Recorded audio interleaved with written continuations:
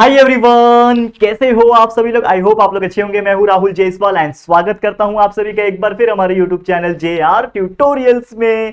तो दोस्तों कैसे हो आप सभी लोग, मुझे याद करते थे कि नहीं यार, अच्छी तरीके से हमारे वीडियोस देख रहे थे कि नहीं यार, जो हमने बहुत पहले जब छोटा सा व्हाइट बोर्ड हुआ करता था तब हम बनाते थे, याद है कि नहीं। तो यार ये सभी जर्नी जो है ये बहुत ही इंटरेस्टिंग रहा है और आप सभी का जो इतना प्यार मिला उसके लिए बहुत बहुत वंस अगेन शुक्रिया।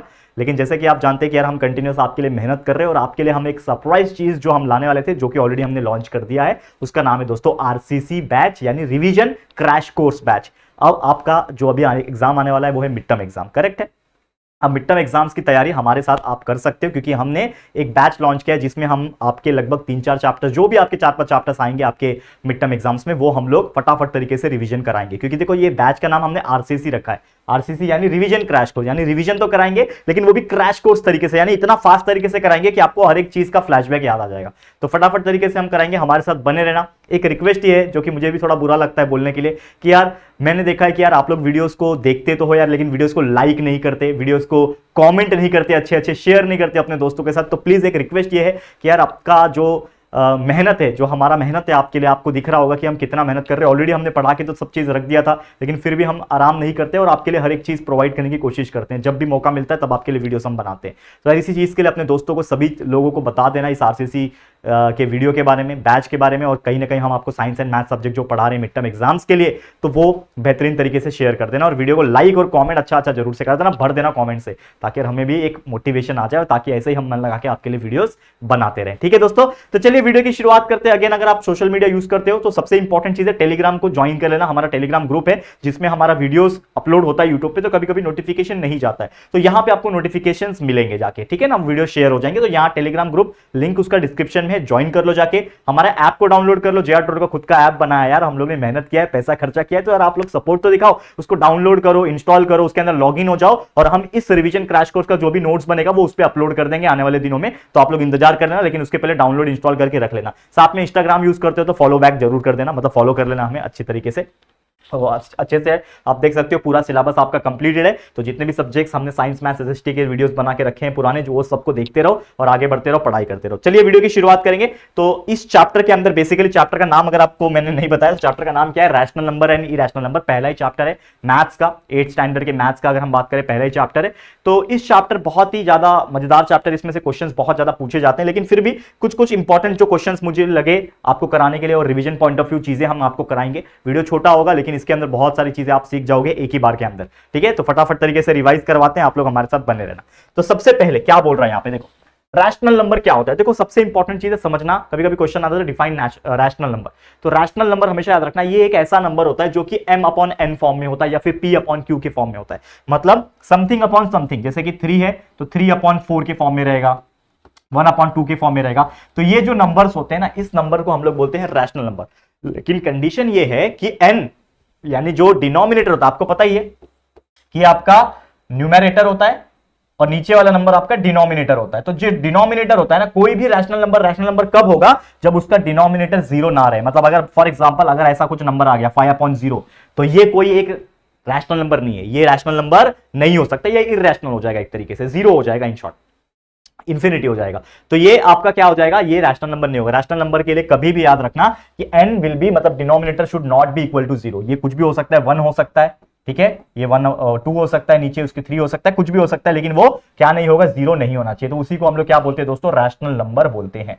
समझ में आ रहा है। ऑलरेडी पूरा हमने चैप्टर्स का पढ़ा रखा है ऑलरेडी, तो वो भी आप वीडियोस देख सकते हो, सर्च करोगे तो आपको हमारे वीडियोस टॉप के कुछ 4-5 वीडियोस के अंदर ही देखने मिल जाएंगे, ठीक है। अब क्वेश्चन इसके ऊपर कैसे आते हैं, रैशनल नंबर के ऊपर। तो क्वेश्चन आता है show number on number line, मतलब कुछ नंबर दिए रहेंगे, मतलब रैशनल नंबर दिए रहेंगे, उस रैशनल नंबर को नंबर लाइन पे शो करना होता है। तो उसके लिए आपको क्या करना होगा, हमेशा याद रखना, कभी भी अगर एग्जाम में क्वेश्चन आया कि आपको कुछ रैशनल नंबर दिए हुए हैं, इस प्रकार से रैशनल नंबर दिए हुए और आपको बोला रहेगा कि उस रैशनल नंबर को नंबर लाइन पे शो करके दिखाओ। तो नंबर लाइन आप जानते हो क्या होता है, तो सबसे पहले आप नंबर लाइन बना लो। नंबर लाइन कैसे बनता है, एक स्ट्रेट लाइन लंबा चौड़ा खींच देना है आप लोग को, इस प्रकार से, ठीक है, इस प्रकार से एक स्ट्रेट लाइन लंबा चौड़ा आपको खींच देना है, दोनों साइड एरो मार देना है, ठीक है, दोनों साइड आपने एरो मार दिया। एग्जैक्टली बीचों बीच एक पॉइंट ले लेना है जिसका नाम होता है 0। एग्जैक्टली बीचों बीच क्या आ जाएगा, एक 0 आ जाएगा, और उसके बाद इक्वल डिस्टेंस पे आपको ले लेना है। लेट सपोज कि यहां पे मैं 0 लेता हूं, एक सेकेंड, 0 यहां पे लेता हूं, ठीक है, यहाँ पे मैंने 0 लिया, ये आपका 0 है, तो समझ लो यहाँ पे मैंने 1 2 3 1, हाँ मतलब अपने हिसाब से 1 सेंटीमीटर का गैप ले लो। तो मेरे लिए ये 1 सेंटीमीटर मतलब मैं अगर मैं दो ब्लॉक को पकड़ता हूँ 1 2 3, यहाँ पे मैंने मार दिया, ये 1 पॉइंट होगा कितना, क्या 1 2 3 4 5 6 ब्लॉक छोड़ा, 1 2 3 4 5 6 ब्लॉक पे इधर मार दिया, 2 3 4 5 6 यहाँ पे। तो ये मैंने अपने हिसाब से बनाया, लेकिन आप लोग 1 सेंटीमीटर का गैप रखना। तो समझ लो मैंने मान लिया 1, ये 2 होगा, ये 3 होगा। आपको पता ही है कि 0 के राइट हैंड साइड जाते हैं नंबर लाइन पे तो वो क्या होता है, पॉजिटिव नंबर होता है। 0 के लेफ्ट हैंड साइड जाते हैं तो ये निगेटिव होता है।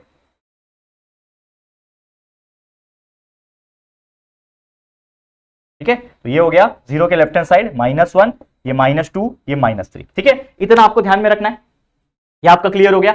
अब नंबर लाइन तो हमने बना लिया, लेकिन नंबर लाइन पे इन नंबर को, इन रैशनल नंबर को आपको शो करना है, ये इंपॉर्टेंट है। तो कैसे शो करोगे, आपको एक चीज हमेशा याद रखना है, आपको चेक करना है इस रैशनल नंबर का डिनोमिनेटर। तो आपको सबसे पहले चेक करना है डिनोमिनेटर। अब डिनोमिनेटर सबके सेम है, डिनोमिनेटर इज सेम। डिनोमिनेटर क्या है, सेम है, और सेम क्या है, 2 आया सबका। सबका डिनोमिनेटर कितना आया, 2 आया।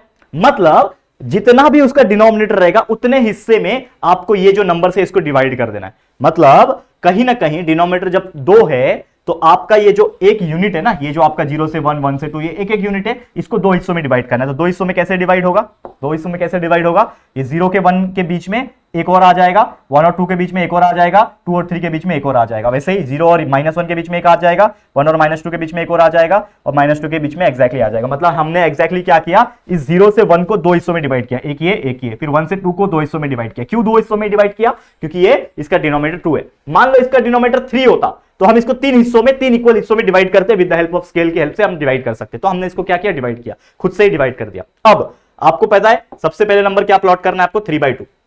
3/2 प्लॉट करना है। तो 3/2 मतलब 0 से स्टार्ट होगा, पॉजिटिव है ना, माइनस नहीं है, तो 0 से स्टार्ट करो 3/2। 3 मतलब ये पहला, ये दूसरा, ये तीसरा लाइन है, तो ये 3/2 बन गया। ये आपका बन गया 3/2। तो ये आपका क्या आ गया, 3/2। ठीक है ना, लिखने की जरूरत है क्या, डायरेक्ट लिखा है ना हमने, ये आ गया आपका 3/2। ठीक है, कलर अलग है तो आपको पता चल जाएगा। फिर दूसरा क्या है, 5/2। 5/2 कैसे बनेगा, पॉजिटिव साइड बनेगा क्योंकि ये पॉजिटिव नंबर है। 5/2 तो 0 हो गया, ये 1, ये 2, ये 3, ये 4 और ये पांचवा लाइन, तो ये हो गया 5/2। इतना इजी है। वैसे ही -3/2 तो माइनस साइड में जाना है, और 3/2 है ना, तो ये पहला, ये दूसरा, ये तीसरा, तो ये हो गया आपके लिए -3/2, खत्म। वैसे अगर -5/2 पूछता तो ये 1 2 3 4 5 ये होता -5/2। उसी प्रकार से आपको ड्रॉ करना है। तो कितना इजी होता है कोई भी दिए हुए रैशनल नंबर को नंबर लाइन पर रिप्रेजेंट करना। तो ये क्वेश्चन हमेशा आता है, जैसे मैंने देखा हुआ है कि show that rational number on the number line system, तो आप दिखा सकते हो इस प्रकार से। बस आपको याद रखना है कि जितना भी उसका डिनोमिनेटर रहेगा उतने पार्ट्स में पहली बात तो डिवाइड कर लेना। मतलब 1 2 3 तो आप लिखोगे, जो आपका 1 1 सेंटीमीटर का गैप होता है। नंबर लाइन तो पहले बना दो, आपका जो नंबर लाइन बनता है वो बना दो, लेकिन उसके अंदर जो एक एक यूनिट है उसको कितने में डिवाइड करना है वो इसके ऊपर डिपेंड करेगा, जितना उसका डिनोमिनेटर रहेगा। तो 2 था, इसके लिए हमने इस पूरे एक यूनिट को 2 हिस्सों में डिवाइड किया, एक ये और एक ये। लेकिन अगर ये 1 के अंदर 3 होता, मतलब डिनोमिनेटर 3 होता, तो यहां पे एक और, मतलब 2 लाइन बनते, तो 1 हिस्सा 2 हिस्सा 3 हिस्सा बनता। समझ में आ रहा है, क्लियर है। तो बहुत इजी होते हैं ऐसे टाइप के क्वेश्चन। उम्मीद करता हूं कि आप लोगों को समझ में आ गया होगा पहला क्वेश्चन हमारा। दूसरा क्वेश्चन क्या बोल रहा है, कंपेयर द नंबर। ये क्वेश्चन बहुत बार पूछा गया है, कंपेयर करना, कौन सा छोटा कौन सा बड़ा, मतलब इन शॉर्ट आपको बताना। देख के तो हम कोई भी नंबर को बोल सकते हैं ये छोटा ये बड़ा, लेकिन ऐसे नंबर्स को आप बता सकते हो क्या कौन सा छोटा कौन सा बड़ा। अगर मान लो कि आपको एक नंबर बोल रहा है 8 है और एक 5 है, तो आप बताओ इसमें कौन सा बड़ा है कौन सा छोटा। तो आप डायरेक्ट बोल सकते हो 8 बड़ा है 5 छोटा है, मतलब 8 इज ग्रेटर देन 5। ये आप डायरेक्टली बता सकते हो, करेक्ट है, इजी है ना। वैसे हम लोग बता सकते हैं, लेकिन अगर आप ध्यान से देखोगे इसको आप समझना पड़ेगा कि -5/4 है, ये 1/4 है। ठीक है, तो इसको आप कैसे बताओगे, देखो ध्यान से, इसको आप कैसे बताओगे, हमेशा याद रखना there are 2 methods to solve. There are 2 methods to solve. एक तो सबसे पहले आपको चेक करना होता है उसका डिनोमिनेटर सेम है क्या। तो यहां पे डिनोमिनेटर सेम है, तो डिनोमिनेटर सेम है, यहां पे लिखो डिनोमिनेटर मतलब नीचे वाला is same, denominator is same. ठीक है, अब डिनोमिनेटर जब सेम है तो आप क्या बोल सकते हो कि यहां पे -5 जो है, डिनोमिनेटर सेम है तो ये इसको देखने की जरूरत ही नहीं, खाली ऊपर वाले का देखो। तो -5 जो है और 1 जो है, अब मुझे बताओ इन दोनों में कौन बड़ा होगा। माइनस वाला हमेशा छोटा होता है पॉजिटिव नंबर से, तो 1 बड़ा है यहां से, तो -5 is smaller than 1, 1 is greater than 5। तो हम लोग क्या बोल सकते हैं, देयरफॉर -5/4 जो होगा वो ऑब्वियसली छोटा होगा 1/4 से। खत्म कहानी। यही हम लोग को बताना था। कितना इजी था, करेक्ट है। तो हमेशा सबसे पहले डिनोमिनेटर देखो, डिनोमिनेटर क्या दिया है उसके हिसाब से देखो। ठीक है ना, तो इसको देखो फटाफट से, एक सेकंड मेरे को देखो, फटाफट से देखो इसको।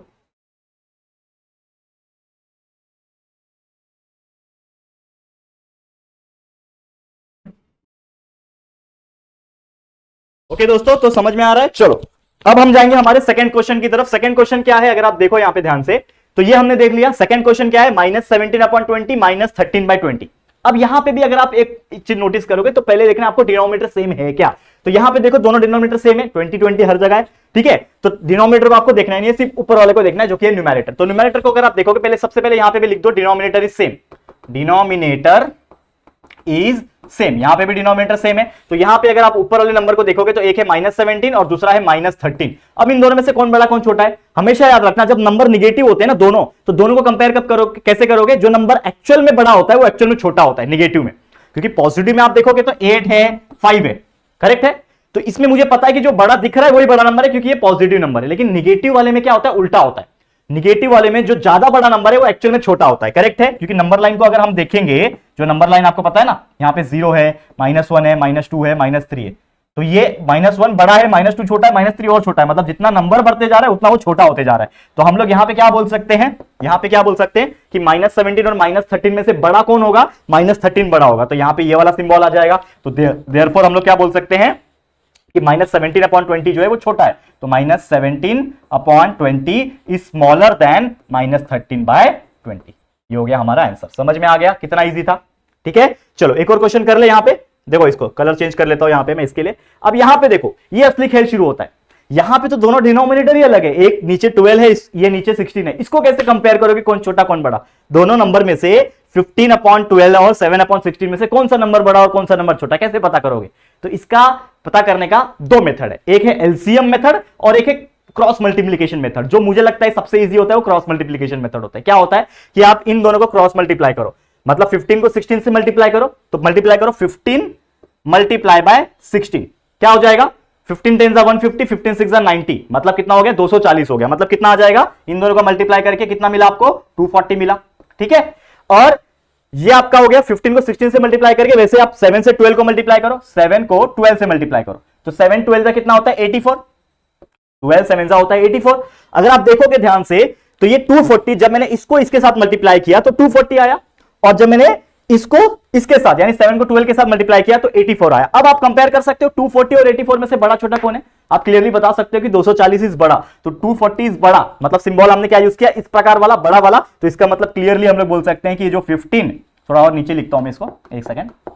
देयरफॉर आप क्लियरली बोल सकते हैं कि ये जो 15/20 जो होगा ये बड़ा होगा, किससे बड़ा होगा, 7/16 से। इस प्रकार से आप कर सकते हो, जिसको हम लोग बोलते हैं क्रॉस मल्टीप्लिकेशन मेथड। वैसे एक और मेथड जब हमने लेक्चर्स पढ़ाया था, ये तो रिवीजन है ना, तो जब लेक्चर्स पढ़ाया था तो उसमें हमने दोनों मेथड आपको समझाया, तो जाके हमारे ओल्ड वीडियोस जरूर से देख लेना, आपको और अच्छे से समझ में आ जाएगा। क्लियर, क्योंकि ये रिवीजन है तो थोड़ा फास्ट भी कराना पड़ेगा मेरे को, ठीक है ना। चलिए समझ में आ गया। तो ये हो गया हमारा कंपेयर वाला। अगर ऐसे क्वेश्चन एग्जाम में आएंगे तो आपको बिल्कुल घबराना नहीं है, इस प्रकार से सॉल्व कर लेना है, ठीक है। चलो अब चलते हैं हमारे अगले टाइप के एग्जाम्पल की तरफ। चलो क्या बोल रहा है, right rational number in decimal form. आपको डेसिमल फॉर्म बनाना है, one of the easiest question. Decimal form क्या होता है, पॉइंट में लिखना।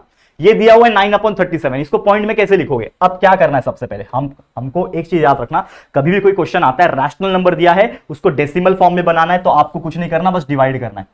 डिवाइड करने में तो आप एक्सपर्ट होंगे, बचपन में सीखा यार, 5वीं 6वीं तक तो वही करते आए ना। तो 9/37, जो नंबर ऊपर लिखा होता है उसको अंदर डालना होता है, जो नंबर नीचे होता है उसको यहां पे डालना होता है और डिवाइड करना होता है।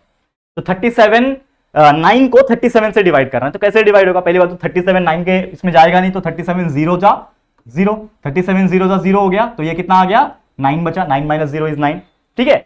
अब 37 यहां पे 9 से डिवाइड होगा नहीं, तो अब यहां पे मैं क्या डाल सकता हूं, पॉइंट डाल सकता हूं। तो जैसे ही मैंने पॉइंट डाल दिया, यहां पे क्या आ गया, 0 आ गया, 90 हो गया।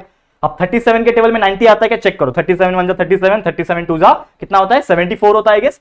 और 37 3 जा करके देखो, 37 को 3 जा मल्टीप्लाई करो, 7 3 जा 21, 2 कैरी, 3 जा 9 11, 1 1 1 होता है, तो 90 से बड़ा हो जाएगा, तो नहीं ले सकते। बेसिक रूल है डिवाइड का, ये तो आपको पता ही होगा। ओके, तो हम लोग 37 2 जा ले सकते हैं। 37 2 जा कितना होता है, 74, करेक्ट है। अब इसको माइनस कर दो, कितना बचेगा, 10 में से 4 गया 6, 8 में से 7 गया 1, 16 बच गया। ओके, अब 16 है, 37 16 को डिवाइड कर सकता है, नहीं कर सकता, ठीक है। तो ऑटोमेटिकली आपने पॉइंट डाला हुआ है, करेक्ट है, तो क्या हो जाएगा, 0 बढ़ जाएगा फिर से, 160 हो गया, करेक्ट। अब क्या करोगे, 37 को ऐसे नंबर से मल्टीप्लाई करना जो 160 लाके दे मुझे। चलो चेक करते हैं। अब 37 को सीधा मैं क्या करता हूं ना, 5 से मल्टीप्लाई करके देखता हूं। 7 5 35, 3 कैरी, 5 3 15, 16 17, नहीं कितना हो गया, 7 5 35, 3 कैरी, 5 या 15 और 18, 185 आ गया। तो ये बड़ा हो रहा है, तो 37 को 5 से हम लोग नहीं ले सकते, 37 को मैं 4 से लेके देखता हूँ। 7 4 28, 2 कैरी, 4 4 12, 13 14, मतलब 148। तो 37 को 4 से मल्टीप्लाई करेंगे तो कितना आ जाएगा, 148 आ जाएगा। माइनस करूंगा तो कितना बचेगा, 12 बचेगा। ठीक है, समझ में आ रहा है, 12 बचेगा। अब आपके ऊपर है कि आप उसको कितना लेना चाहते हैं, क्योंकि अभी 12 आ गया, तो 12 के बाद यहां पे अगेन पॉइंट डाला हुआ है, तो ये अगेन 0 बढ़ जाएगा, सॉरी अगेन क्या हो जाएगा, 0 बढ़ जाएगा। ओके, अब 0 बढ़ गया तो फिर भी आप और भी उसके नीचे नीचे आप सॉल्व करते जाओगे, ये नंबर आता जाएगा। लेकिन यहां पे पॉइंट के बाद 2 नंबर 3 नंबर निकाल दिया ना, तो बस हो जाने का, रुक जाने का। मतलब आपका ये जो 9/37 है, ये एक्चुअल में क्या आ रहा है, 0.24। ठीक है, यहां पे एक और अगर आपको स्टेप करना है तो आप कर सकते हो। 37 अगेन 3 जा करोगे तो कितना आ रहा था, 111 आ रहा था। करेक्ट है, याद है हम लोग ने किया था। 37 3 जा 111 आ रहा था, यहां पे कितना बचेगा, 9 बचेगा। तो ये 243 आ गया, तो और लिख सकते हो, तो 0.243, और ये चलता रहेगा इसका सिलसिला, ये रुकेगा नहीं। ये 0.243 है ना, इसके आगे भी अभी 9 आया ना, वापस से पॉइंट डाले तो 0 बढ़ जाएगा, फिर वापस 37 2 आपको करना पड़ेगा, फिर 74 आएगा, और ये चलता रहेगा। मतलब ये 0.243 जो है ना, ये कंटिन्यूअसली आता रहेगा, 0.243 243 243 243, और ये सिलसिला कभी खत्म ही नहीं होगा। इसी को बोलते हैं डेसिमल फॉर्म में लिखना। समझ में आ रहा है, क्लियर है? ओके, तो समझ में आ गया होगा। तो ये था आपका पहला चीज, जो कि डेसिमल फॉर्म को हमें कैसे लिखना था, ये हमने बता दिया। ओके, अभी दूसरा क्वेश्चन है, इसको भी हम लोग डेसिमल फॉर्म में कैसे लिखेंगे। हमेशा वही चीज है कि आपको कभी भी रैशनल नंबर को डेसिमल फॉर्म में बनाने आया, कुछ नहीं करना है, बस डिवाइड करना है। आपको क्या करना है, डिवाइड। 103 ऊपर लिखा हुआ है, निगेटिव है ना, तो निगेटिव मत लिखो, सिर्फ पॉजिटिव लिखो। 103 है, ऊपर वाले को अंदर और नीचे वाले को बाहर। अब 5 से इसको डिवाइड करना और कुछ नहीं। आपको पता है 5 2 10 होता है, डिवाइड किया, 0 आया, यहाँ पे 3 आ गया।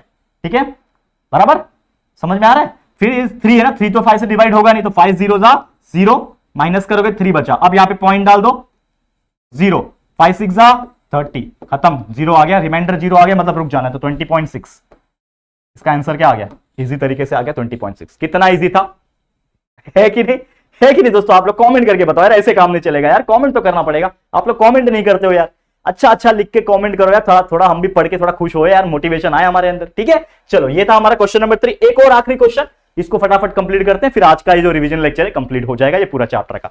तो ये क्वेश्चन मोस्ट इंपॉर्टेंट क्वेश्चन है, ये आपके एग्जाम में पूछा जाता है, इसके लिए मैं इसको करा रहा हूं। क्या क्वेश्चन है, शो √3 ऑन नंबर लाइन। आपको नंबर लाइन में √3 को शो करना है। अब नंबर लाइन सबसे पहले ड्रॉ करेंगे। देखो नंबर लाइन क्या होता है, इस प्रकार से होता है, ये आपका नंबर लाइन। ठीक है, ये आपने क्या किया, नंबर लाइन ड्रॉ किया। ठीक है, नंबर लाइन में एग्जैक्टली बीचों बीच क्या ले लेना है, आपको एक पॉइंट ले लेना है, जिसको हम लोग बोलते हैं 0 पॉइंट। ठीक है, ऐसा ही होता है, 0 पॉइंट होता है, ले लिया। अब 0 के बाद थोड़ा थोड़ा गैप पे आप क्या करते जाओ, 1 2 3 करके बनाते जाओ। तो आपने 1 सेंटीमीटर का गैप लेते जाओ अपने में, या फिर जितना भी आपको अच्छा लगे, लेकिन इक्वल होना चाहिए। तो मान लो मैं इतना रखता हूं, ये 1 रखता हूं, ठीक है, ये 2 रखता हूं, 1 2, और यहां पे मैं 3 रखता हूं। ठीक है, इसी प्रकार यहां पे भी अगर आप देखोगे तो ये आपका -1, ये -2, ये -3, इस प्रकार से कि आप कितना भी बड़ा ले सकते हो, आपकी कोई टेंशन की बात नहीं है। तो अगर क्वेश्चन आता है √3 को रिप्रेजेंट करने के लिए, लेकिन उसके पहले आपको पता होना चाहिए √2 को कैसे रिप्रेजेंट किया जाता है, और ये हमने सॉल्व करके दिखाया था। तो जब हम ये चैप्टर पढ़ा रहे थे आपको, जब हमारे लेक्चर वीडियोस आपने देखे होंगे, अगर नहीं देखे तो जाके देखो। अगर आप सर्च करोगे सिर्फ यूट्यूब पे ना 8 maths chapter number 1 by JR tutorials, तो आपको हमारा वीडियो टॉप के ऊपर देखने मिल जाएगा, तो आप देख सकते हो जाके। तो मैंने आपको बताया था कि एक √2 होता है, √2 जो होता है जिसका वैल्यू लगभग 1 पॉइंट समथिंग आता है, तो ये लगभग 1 के साइड में आता है, यानी 1 के लगभग इस तरफ के आसपास ना एक वैल्यू आता है। समझ लो इस पॉइंट को हम लोग Q नाम दे देते हैं, इस पॉइंट को हमने Q नाम दे दिया, और इस पॉइंट Q के ऊपर जो वैल्यू होता है वो होता है √2 वैल्यू। यानी कि ये हमने देखा हुआ था √2 कहां पे आता है, लेकिन हमको √2 प्लॉट नहीं करना है, हमको √3 प्लॉट करना है। तो कैसे होगा, तो आपको सबसे पहले क्या काम करना है, जो आपने Q पॉइंट लिया जो कि 1 के थोड़ा सा इस तरफ आएगा, जो √2 वैल्यू होता है, वहां से आपको एक अपने इसमें स्केल की हेल्प से आपको 1 सेंटीमीटर का लाइन ड्रॉ कर लेना। मान लो इतना बड़ा आपका 1 सेंटीमीटर आ गया, आपके ऊपर है 1 सेंटीमीटर 2 सेंटीमीटर, आपको जितना लेना आप ले सकते हो। ठीक है ना, तो आपने समझ लो 1 सेंटीमीटर का नाम ले लिया। इस पॉइंट को, अब एक और चीज है कि ये जो पॉइंट है, ये जो पॉइंट आप देख पा रहे हो, इस पॉइंट पे ये 0 है, लेकिन ये पॉइंट का नाम क्या होगा, ये पॉइंट का नाम होगा O पॉइंट। ठीक है ना, ये पॉइंट का नाम क्या होगा, O पॉइंट। तो ये O पॉइंट है, ये Q पॉइंट है। अब आपको कुछ करना नहीं है, ठीक है, आपको कुछ करना नहीं है कि ये जो लाइन आपने ड्रॉ किया ना, ये जो लाइन आपने ड्रॉ किया, आपको क्या करना है कि ये O पॉइंट से Q पॉइंट तक आपको क्या करना है, डिस्टेंस ले लेना है। ठीक है, और यहां पे क्या करना है, मार्किंग करना है। समझ लो क्या करना है दोस्तों, मार्किंग कर लेना है। ठीक है, ध्यान से देखना, मतलब समझ लो आपने जितना भी 1 सेंटीमीटर का लिया रहेगा ना, यहां पे भी आप देख सकते हो, कोई परेशानी आप लोग को नहीं होगी। ठीक है, ध्यान से देखना जो मैं चीज आपको बताने की कोशिश कर रहा हूं। ठीक है, ओके, अब आपको जैसे मैंने बोला कि ये जो डिस्टेंस आपने लिया उतना ही डिस्टेंस यहां से आपको क्या करना है, मार्किंग कर लेना है और एक ट्राइंगल आपको फॉर्म कर लेना है। समझ लो इतना आपने एक ट्राइंगल फॉर्म कर लिया। जितना आपने ये डिस्टेंस लिया उतना ही डिस्टेंस यहां पे रख के आपको कट मारना है, तो आपको एक पॉइंट यहां पे मिल जाएगा। इस पॉइंट का नाम आप रख लो आर पॉइंट। ठीक है, जैसे मैंने क्या बोला आपको कि सबसे पहले आपका ये क्यू पॉइंट आपने प्लॉट किया जो √2 का पॉइंट है, √2 का लाइन है। ठीक है ना, अब आपने वहां से एक स्ट्रेट लाइन एक पर्टिकुलर डिस्टेंस का 1 सेंटीमीटर, मतलब मान लो 1 सेंटीमीटर का ड्रॉ किया, उतना ही डिस्टेंस आपको लेना है और वहां से इसको कट मारना है। तो इससे क्या मिलेगा, एक पॉइंट आपको मिल जाएगा दोनों के इंटरसेक्शन से। तो आपका ये बन गया एक ट्राइंगल। ये आपको एक ट्राइंगल बनता हुआ नजर आया। तो इस ट्राइंगल का नाम क्या है, अगर आप देखोगे इन ट्राइंगल, इस ट्राइंगल का नाम क्या देखोगे, OQR। इस ट्राइंगल का नाम क्या है, OQR। और इस ट्राइंगल को अगर आप देखोगे तो ये जो एंगल बन रहा है आपको ये पता है आपका 90 डिग्री बन रहा होगा, क्योंकि कभी भी एक स्ट्रेट लाइन के ऊपर एक स्ट्रेट लाइन बनता है तो वो परपेंडिकुलर होता है, यानी 90 डिग्री होता है। तो हम लोग बोल सकते हैं कि हियर एंगल Q जो होगा वो 90 डिग्री होगा। और एंगल Q अगर 90 डिग्री है और उस ट्राइंगल में हम लोग क्या लगा सकते हैं, बाय पाइथागोरस थ्योरम लगा सकते हैं। बाय पाइथागोरस थ्योरम क्या लगा सकते हैं, बाय पाइथागोरस थ्योरम लगा सकते हैं। सिंपल है। अब मुझे क्या करना है, देखो कुछ नहीं करना, बस आपको देखना है इस पाइथागोरस थ्योरम को कैसे लगाओगे। पाइथागोरस थ्योरम का फॉर्मूला क्या है, फंडा क्या है कि हाइपोटेनस का square is equal to sum of the remaining side का स्क्वायर। तो ये हाइपोटेनस है यानी कि ये OR है, तो OR का square is equal to OQ का स्क्वायर प्लस ये QR का स्क्वायर। ठीक है, आपको पता है OR का वैल्यू पता है क्या, OR का नहीं पता ना, क्योंकि ये तो मैंने इतना डिस्टेंस लेके यहां पे कट मारा है। तो OR का कितना डिस्टेंस है वो मुझे पता नहीं, OR का डिस्टेंस मुझे पता नहीं है, लेकिन OQ का मुझे पता है। O से लेके Q का डिस्टेंस कितना है, √2। तो यहां पे डाल दोगे आप √2 इसका स्क्वायर प्लस ये QR का वैल्यू पता है क्या, आपने कितना लिया था, 1 लिया था। जैसे मैंने बोला आपने कितना लेना है, 1 यूनिट लेना है, 1 सेंटीमीटर जो भी है 1 यूनिट, 1 मान के चलो। तो ये कितना हो जाएगा, √2 का स्क्वायर प्लस 1 का स्क्वायर। तो ये कितना हो जाएगा, √2 का स्क्वायर इज 2 प्लस 1 का स्क्वायर इज 1, तो 2 + 1। तो आपका यहां पे वैल्यू जो आएगा, अगर आप देखोगे ये OR का स्क्वायर निकाल रहे थे हम लोग, ये क्या है, OR का स्क्वायर। तो देयरफॉर आपका जो OR का स्क्वायर आएगा वो आएगा दोस्तों 3, 2 + 1 इज 3। तो OR का वैल्यू क्या आ जाएगा, therefore OR will be equal to √3। OR का वैल्यू क्या आ गया आपके लिए, √3 आ गया। मतलब ये जो O से लेके R का वैल्यू है इसका वैल्यू क्या है, √3। लेकिन आपको ये √3 जो है इसको आपको नंबर लाइन, यानी ये जो नंबर लाइन है इस पे प्लॉट करना है। तो आपको कुछ करना नहीं है, आपका कंपास ले लेना है। क्या ले लेना है, आपका कंपास जो होता है ले लेना है, O पे रखना है और R तक का डिस्टेंस लेना है और यहां से एक आर्क ऐसा मार देना है, बस खत्म कहानी। जहां पे भी वो टकराया नीचे, ये आपका बन गया पॉइंट, ये आपका बन गया √3 का पॉइंट। ठीक है, क्या आ गया, ये बन गया आपका √3। तो ये √3 को हमने इस तरीके से रिप्रेजेंट कर दिया। ये क्वेश्चन √3 वाला, √2 वाला भी आता है, लेकिन मेरे हिसाब से आपके एग्जाम में √3 वाला क्वेश्चन ज्यादातर पूछा जाता है। तो आप इस तरीके से इसको प्लॉट कर सकते हो और नंबर लाइन में शो करके दिखा सकते हो। ठीक है, क्लियर है। तो उम्मीद करता हूं कि आप लोगों को ये बहुत अच्छी तरीके से समझ में आ गया होगा। तो बस इसी के साथ आज का जो वीडियो है मैं समाप्त करता हूं। तो कैसा लगा आपको ये रिवीजन क्रैश कोर्स, बेहतरीन तरीके से पूरा चैप्टर देखो 20-22 मिनट के अंदर पूरा चैप्टर हमने करा दिया, हर एक टाइप के एग्जांपल्स करा दिए कि कैसे कैसे क्वेश्चंस एग्जाम में पूछे जा सकते हैं। तो बस अच्छी तरीके से इसको साथ में प्रैक्टिस कर लेना, और भी कुछ एग्जांपल्स हैं उसको सॉल्व कर लेना। बाकी पूरा वीडियोस अवेलेबल है जो हमने पहले से ही पढ़ा के रखा है व्हाइट बोर्ड पे, या फिर जो भी हमारे ओल्ड वीडियोस है उसको आप देखते रहो, पूरा पूरा प्रैक्टिस सेट के एग्जांपल्स, और उसको सॉल्व करते रहो, मेहनत करते रहना। मेहनत सबसे इंपॉर्टेंट चीज है लाइफ में, आगे बढ़ना है तो मेहनत ही एकमात्र रास्ता होता है। ठीक है, तो चलो फिर आज के लिए इतना इस वीडियो को एंड करते हैं। लेकिन आपसे एक रिक्वेस्ट है कि आप इस वीडियो को अपने दोस्तों के साथ जितना हो सके शेयर करना, क्योंकि बहुत सारे लोगों को पता तक नहीं चलेगा कि हमने ये रिवीजन क्रैश कोर्स लॉन्च किया है आप लोग के एग्जाम्स की तैयारी करवाने के लिए। तो please share to everyone. Video पसंद आए तो लाइक करना है, शेयर करना है और कमेंट अच्छा करके चैनल को सब्सक्राइब भी कर देना है। ठीक है दोस्तों, तो चलो फिर जल्दी मिलेंगे एक और न्यू वीडियो में। तब तक के लिए thank you and good bye.